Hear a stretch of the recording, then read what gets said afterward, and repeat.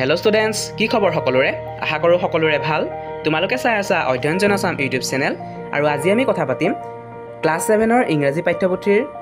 পঞ্চমটো lesson the ডেফোডিলছ, এটা কবিতা হয়। সেই কবিতাটোৰ সম্পূৰ্ণ প্ৰশ্ন উত্তৰসমূহ আলোচনা কৰিম। চ' তোমালোকে ভিডিঅ'টো স্কিপ নকৰাকৈ সম্পূৰ্ণকৈ চাই থাকিবা। যদি তোমালোকে এই কবিতাটোৰ সম্পূৰ্ণ অসমীয়া অৰ্থ জানিব বিচাৰিছা লাইন বাই লাইন, তাৰ ওপৰত মই এটা ভিডিঅ' বনাই এই চেনেলটোত আপলোড কৰি থৈছোঁ। সেই ভিডিঅ'টোৰ লিংক এই ভিডিঅ'টোৰ পিন কমেণ্টত পাবা, ডেছক্ৰিপশ্যন বক্সত পাবা, অথবা ওপৰত যিখন শ্লাইড ওলাইছে দেখিছা, সেই শ্লাইডখনত ক্লিক কৰিও তোমালোকে ভিডিঅ'টো চাব পাৰিবা। তো আজি আমি দ্য ডেফোডিলছ নামৰ কবিতাটোৰ কুৱেশ্যন এনচাৰখিনি অৰ্থাৎ এক্টিভিটিজখিনি আলোচনা কৰিম। তাৰ বাবে মই এটা PDF ৰেডি কৰিছোঁ, সেই PDFটো চাই লওঁ আহা। তো এইটোৱে হৈছে PDFটো। ইয়াৰ যিটো এক্টিভিটিজখিনি, সেই এক্টিভিটিজখিনি প্ৰথমটো যিটো কুৱেশ্যন আছিলে, কুৱেশ্যন নম্বৰ 1, সেইটো দিয়া হৈছে যে did you understand the theme of the poem? পয়েমটোৰ যিটো থিম, পয়েমটোৱে কি ক'ব বিচাৰিছে সেইটো তোমালোকে বুজি পালানে সুধিছে। গতিকে যদি তোমালোকে বুজি পোৱা নাই, মই আকৌ এবাৰ কৈছোঁ, তোমালোকে মোৰ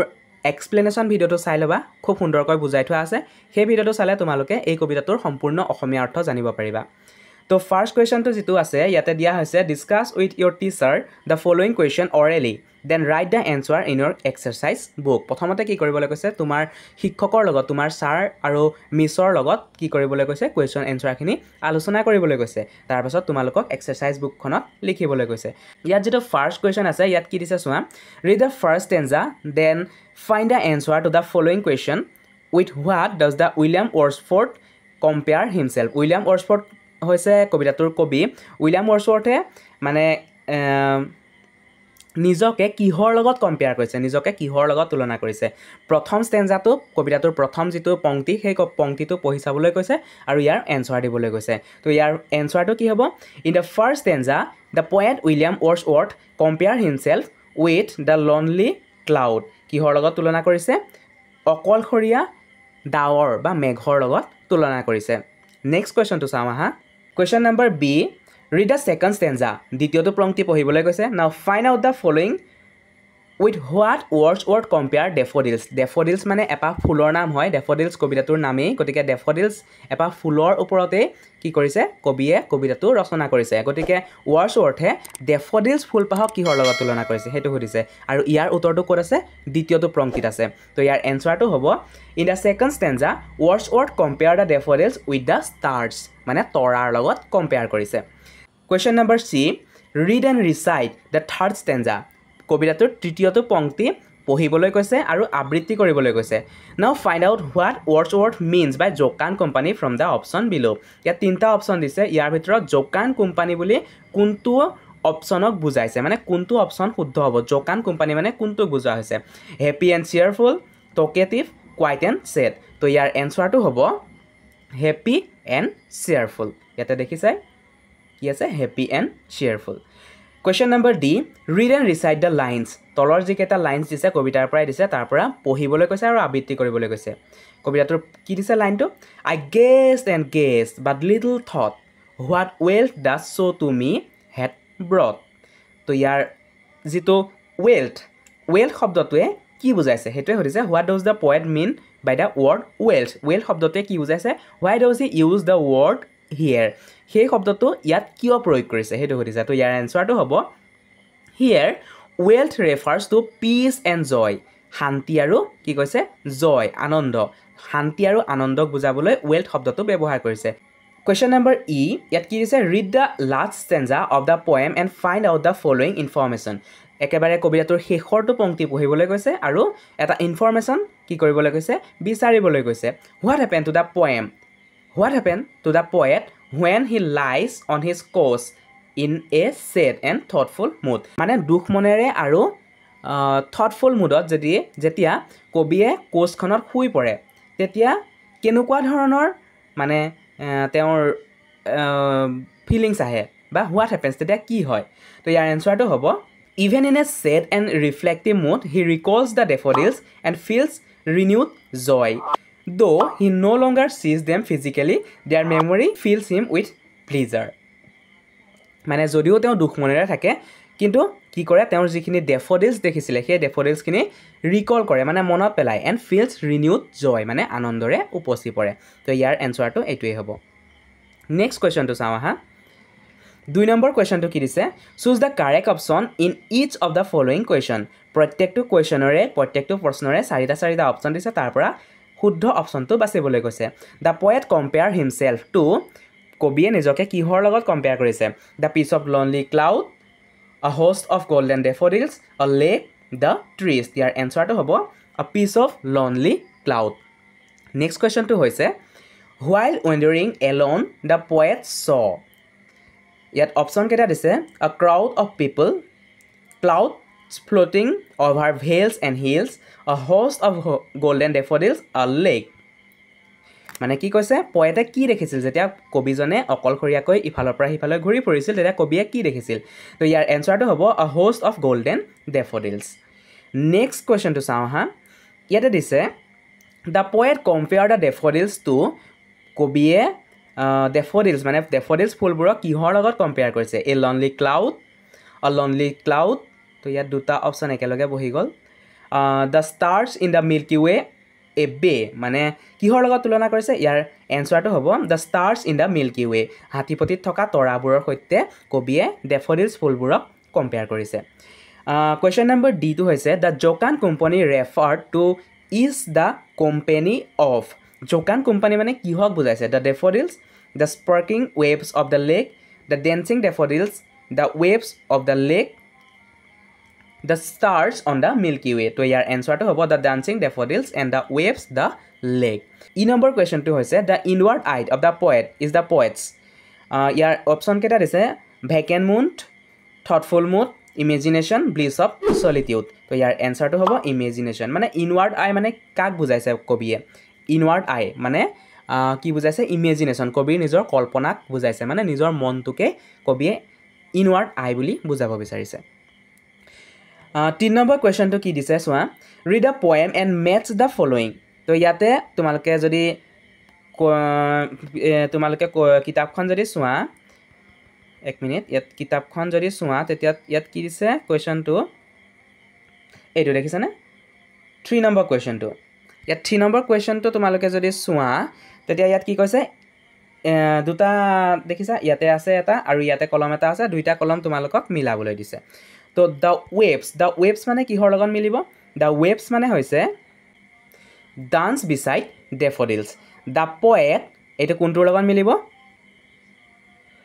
saw a host of golden daffodils a cloud floated over valleys and hills the daffodils stretched never-ending line the poet's heart filled with pleasure and danced with the daffodils তো তোমালোকে যদি ইয়াত কনফিউজ লাগিছে কোনটো কেনেকৈ হ'ব ইয়াতে মই পিডিএফটো দি থৈছোঁ সেই পিডিএফটো চাইও তোমালোকে এনচাৰটো কৰিব পাৰিবা ইয়াতে 4 নম্বৰ কুৱেশ্যনটো দিয়া হৈছে read the poem again and answer the following question আকৌ এবাৰ তোমালোকক কবিতাটো পঢ়িবলৈ কৈছে আৰু তলৰ কুৱেশ্যন এনচাৰখিনি কৰিবলৈ কৈছে ফাৰ্ষ্ট কুৱেশ্যনটো কি দিছে find a word in stanza that means to roam about মানে কি ঘূৰি ফুৰা তো ইয়াৰ এনচাৰটো হ'ব ৱণ্ডাৰ মানেও ঘূৰি ফুৰা একেটা অৰ্থ বুজোৱা শব্দ ক'বলৈ কৈছে বিটোত দিয়া হৈছে find out what or means how will you write the actual word এইটো মই তোমালোকক যেতিয়া এক্সপ্লেনেশ্যন ভিডিঅ'টো দিছিলোঁ তেতিয়াও মই তোমালোকক কৈছোঁ এইটো যেতিয়া পুৰণি কিছুমান কবিতা সেই পুৰণি কবিতাসমূহত এটা শ্বৰ্ট ফৰ্ম দিয়া হয় অভাৰটোৰ শব্দটোৰ শ্বৰ্ট ফৰ্ম হয় এইটো অভাৰ বুলি কোৱা হয় তো ইয়াৰ যিটো অভাৰ মিনছ সেইটো হৈছে এবভ মানে ওপৰত অভাৰ মানে ওপৰত এবভ মানেও ওপৰত তো ইয়াৰ যিটো আমি একচুৱেল কেনেধৰণে লেখোঁ সেইটো হ'ব একচুৱেল ৱৰ্ডটো কেনেধৰণে লেখোঁ এইটো হ'ব অভাৰ OVER ঠিক আছে তো চি নম্বৰ কুৱেশ্যনটো চোৱা find a word stanza two which means আ লেক মানে হৈছে হ্ৰদ বা জলাশয় এতিয়া ষ্টেঞ্জা টুটো চাবলৈ কৈছে আৰু লেক শব্দটো কোনটোৱে বুজাইছে সেইটো কৰিবলৈ কৈছে তো ইয়াৰ এনচাৰটো হ'ব বে মানে লেক ডি নম্বৰ কুৱেশ্যনটো হৈছে what does the poet refer to when he saw 10,000 saw I পয়েটে কি বুজাব বিচাৰিছে কবিজনে কি বুজাব বিচাৰিছে যেতিয়া তেওঁ কৈছে যে 10,000 চ আই 10,000 দেখিছোঁ মই তো ইয়াৰ এনচাৰটো হ'ব the poet refer that he saw 10,000 daffodils এটা গ্লেন্স মানে এবাৰতে এপলকতে তো ই নম্বৰ কুৱেশ্যনটো হৈছে হোৱাট ইজ স্প্ৰাইটলি ডান্স মানে কি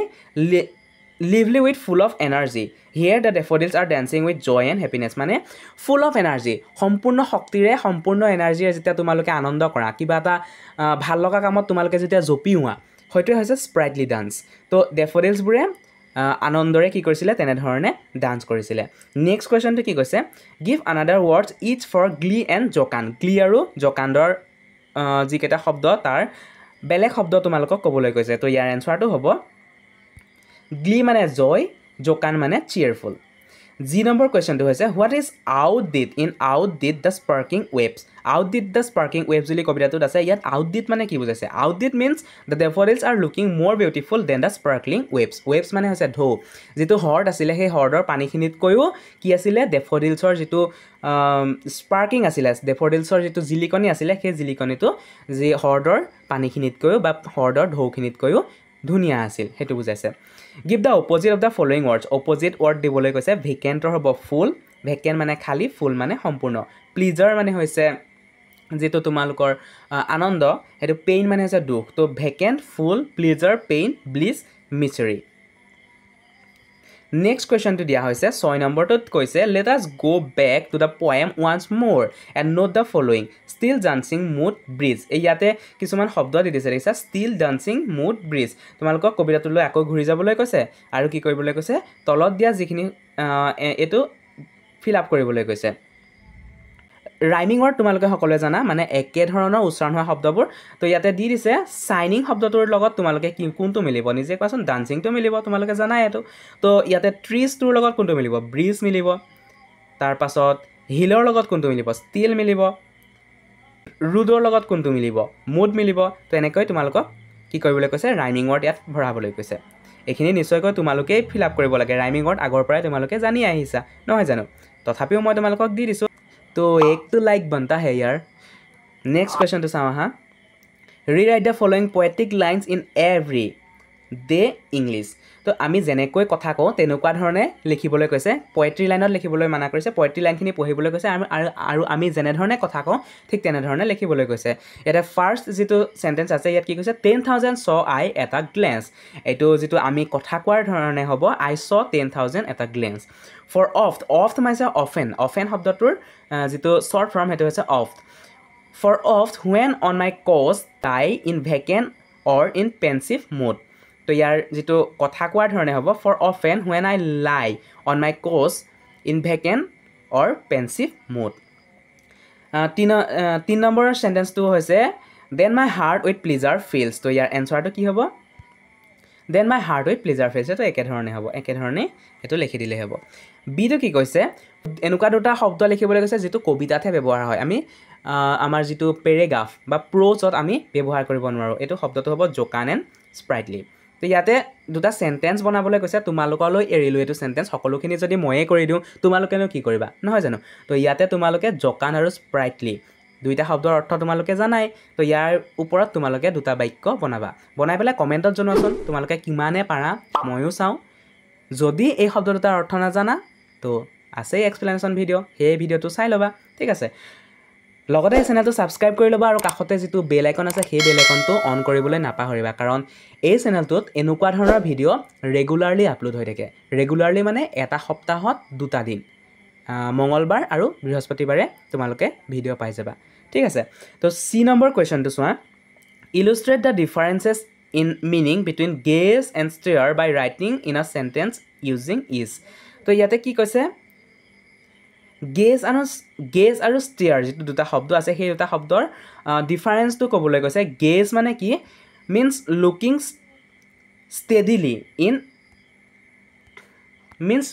steadily in admiration or surprise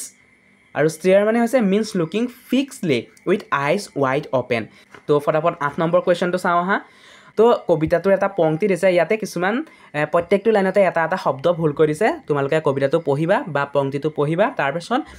কোনটো শব্দ ভুল কৰিছে হেতু তোমালোকক বিচাৰিবলৈ দিছে ইয়াৰ এনসাৰটো কি হ'ব the waves beside them dance waves to দিছে না এটা ট্ৰিজ দিছিলে waves গছবোৰে কি কৰা নাছিলে নচা নাছিলে ঢৌবোৰে নাচি আছিল waves শব্দটো ভুল কৰি দিয়া আছিল ট্ৰি দিয়া আছিল but they outdid the sparkling waves in glee a poet could not but a gay in such a jocund company I gazed and gazed but little thought what wealth the show to me had brought এটো হ'ব শুদ্ধ পংক্তিটো next কোৱেশ্চনটো চাওঁ হা let's learn সম grammar তো ইয়াৰ পাছতে grammar চিৰিজটো আৰম্ভ হ'ব ইয়াতে কিছুমান কাৰেক্ট টেন্স কৰিবলৈ দিছে কাৰেক্ট টেন্স তোমালোকে কৰিব জানা নাই কাৰেক্ট টেন্সৰ ওপৰতো মই সম্পূৰ্ণকৈ ধুনীয়াকৈ ভিডিঅ' দি থোৱা আছে এটা প্লেলিষ্টে আছে সেই প্লেলিষ্টটোৰ লিংকে মই এই ভিডিঅ'টোৰ ডেছক্ৰিপশ্যন বক্সত দি দিম তো সেই প্লেলিষ্টখন চাইও তোমালোকে টেন্সৰ বিষয়ে বুজি ল'ব পাৰিবা লগতে সেই ভিডিঅ' কেইটা ট্ৰিক্সো আছে টেন্স এনেকুৱা নহয় যে বহুত টান তোমালোকে টেন্স বুজিবলৈ ট্ৰিক্স কেইটা মনত ৰাখি ল'লে হ'ব সেই ট্ৰিক্স কেইটা যদি তোমালোকৰ মনত থাকি যায় তেতিয়া কাৰেক্ট টেন্স কৰোঁতে একো ভুল নহয় ঠিক আছে তো ইয়াতে তোমালোকে কাৰেক্ট টেন্সটো দেখিছা চ আছে এইটো চি আছে চিটো হ'ব চ ডেন্সটো হ'ব ৱেৰ ডেন্সিং তাৰপিছত কম্পেয়াৰটো হ'ব কম্পেয়াৰ্ড ষ্ট্ৰেছটো হ'ব ষ্ট্ৰেছড নটিছটো হ'ব নটিছড ডেন্সটো হ'ব ডেন্সিং এনজয় হয়তো হ'ব এনজয়ড ৰিকলটো হ'ব ৰিকলড বিগিনটো হ'ব বিগিন নেক্সট কুৱেশ্যনটো চাওঁ হা কবিতাটো পঢ়িবলৈ কৈছে আৰু কবিতাটোত থকা একশ্যন ৱৰ্ড কেইটা বাচিবলৈ কৈছে একশ্যন ৱৰ্ড মানে কি একশ্যন ৱৰ্ড মানে কি একশ্যন ৱৰ্ড মানে হৈছে ভাৰ্বৰ বিষয়ে তোমালোকে জানা নাই তো ভাৰ্ব কোনকেইটা বাচিবলৈ কৈছে ফাৰ্ষ্টটো হ'ব ৱাণ্ডাৰ মানে ৱাকিং এইমলেছলি ৱাণ্ডাৰ মানে একো এইম নথকাকৈয়ে খোজকাঢ়ি গৈ থকা ইফালে সিফালে ঘূৰি ফুৰা ফ্লোট মানে কি moving slowly on the surface water মানে পানীৰ ওপৰত লাহে লাহে গৈ থকা সেইটো ফ্ল'ট বুলি কয় উপঙি থকা মানে পানীত ফ্লাটাৰ ফ্লাই আনষ্টেডিলি মানে উৰি থকা আনষ্টেডিভাৱে উৰি থকা ইফাল সিফাল কৰি থকা টুইংকল মানে কি to shine with a small quick and flickering light মানে জিকমিকাই থকা ষ্ট্ৰেটছ মানে to make something longer or wider by pulling it মানে এইটো কি কৈছে টানি থকা এক্সাম্পলটো তোমালোকে চাব পাৰা she stretch the rubber band যেনেকৈ টানে তেনেকুৱা ধৰণে টানি থকাক বুজাইছে টছ মানে কি টু থ্ৰ' ছামথিং লাইটলি অৰ কেয়াৰলেছলি মানে লাহেকৈ কিবা এটা বস্তু থ্ৰ' কৰি দিয়া দলিয়াই দিয়া তাৰপাছত 13 নম্বৰ কুৱেশ্যনটো কিছুমান প্ৰিপজিশ্যন দিয়া হৈছে সেই প্ৰিপজিশ্যনসমূহ চাই লোৱা ডাইৰেক্ট এনচাৰটোৱে আমি চাওঁ তো এনচাৰটো কি হ'ব ফাৰ্ষ্টটো হ'ব অভাৰ ছেকেণ্ডটো হ'ব বিচাইড থাৰ্ডটো হ'ব ইন ফ'ৰ্থটো হ'ব এলং এণ্ড ফিফথটো হ'ব অন 14 নম্বৰ কুৱেশ্যনটো চাওঁ হা discuss in group and right a few line on মানে গ্ৰুপত তোমালোকক ডিছকাছ কৰিবলৈ কৈছে আৰু তলত যি দুটা কুৱেশ্যন দিছে সেই কুৱেশ্যন দুটাৰ এনচাৰ কৰিবলৈ দিছে এই এনচাৰকেইটাও মই দিয়ে দিছোঁ চাই লোৱা how you feel after you saw a beautiful garden full of blooming flowers তোমালোকে কেনেকুৱা অনুভৱ কৰিবা যেতিয়া এখন বাগিচাত সম্পূৰ্ণকৈ ফুলেৰে ভৰি থাকিব তোমালোকৰ অনুভৱটো বেলেগ হ'ব মোৰ অনুভৱটো বেলেগ হ'ব মোৰ অনুভৱটো লিখি দিছোঁ তো এই অনুভৱটো পঢ়ি তোমালোকে নিজাকৈ লিখিবলৈ ট্ৰাই কৰিবা ঠিক আছে ইয়াতে মই লিখিছোঁ I feel very happy and peaceful when I saw the garden. The bright colors of the flowers made the place look like heaven. The sweet smell of the flowers filled the air and it made me feel fresh and cheerful. Etu hobo prothom question to answer aru dityoto sai lua a place without trees and flowers. Phul aru gos nothoka edukhor jodi thait jua tetia tumar kenuko anubhob hobo hetu horise. To ei answer to hobo a place without trees and flowers look empty and lifeless. It feels hot, dry and sad because there is no greenery. Without trees and flowers, there is no shade, no fresh air, no beauty in the surrounding. Jodi gos gosoni phul na thake tete amar kenuka lagibo hetu horise. Etu bahut beya lagibo, dry hoi jabo, hot hobo environment to. Tar pisot ki hobo? Sa na thakibo amar karone fresh air ami napam hoy na aru sundorota to na thakibo, beauty to na thakibo sarifale. To etu tumaloke banai kori likhibo pariba. তো এয়াই আছিল আজিৰ ভিডিঅ'টো এই পিডিএফটো যদি তোমালোকক লাগে এই পিডিএফটোৰ পৰা যদি তোমালোকে পঢ়িব বিচাৰিছা মোৰ টেলিগ্ৰাম চেনেল আছে সেই টেলিগ্ৰাম চেনেলত জইন হৈ ল'বা আৰু হোৱাটছআপ চেনেলো আছে সেই হোৱাটছআপ চেনেলতো জইন হৈ ল'বা তাতে তোমালোকে এই পিডিএফটো পাই যাবা লগতে এই চেনেলটো সাবস্ক্ৰাইব কৰি লোৱা আৰু কাষতে যিটো বেল আইকন আছে সেই বেল আইকনটো অন কৰি দিয়া আৰু এই ভিডিঅ'টো তোমাৰ বন্ধুৰ লগত শ্বেয়াৰ কৰি দিয়া যাতে তেওঁলোকেও দা ডেফোডিলছ কবিতাটোৰ সম্পূৰ্ণ কুৱেশ্যন এনচাৰখিনি কৰিব পাৰে তো আজিলৈ ইমানেই থ্যাংক ইউ